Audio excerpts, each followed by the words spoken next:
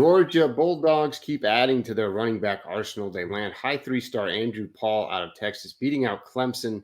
This is a guy that came onto their radar. It became apparent Jordan James was going to Oregon.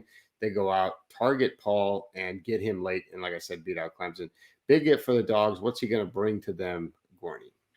Yeah, it's really amazing that Georgia has proven not only to be able to recruit the Southeast and the state and Florida and the region, but they can go anywhere, no matter what time, too. Georgia was not really recruiting Andrew Paul all that hard months ago. I don't think this was someone who had been on their radar from the beginning, but they've gotten involved.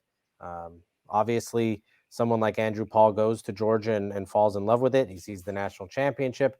He sees Zamir White, James Cook, the stable of running backs that they have there and that they've used, and he gets intrigued, and I think that's how this came about. Now, if you look at Andrew Paul and Branson Robinson, we're talking about probably over 440 pounds of running backs coming in there. These are not lean guys that are not going to pound it. They're going to get in there. They're going to be tough physical guys, and I think Georgia will complement and supplement guys around these two, but these are guys that are not going to go down easily. Paul might even be a little bit thicker than Branson Robinson, believe it or not.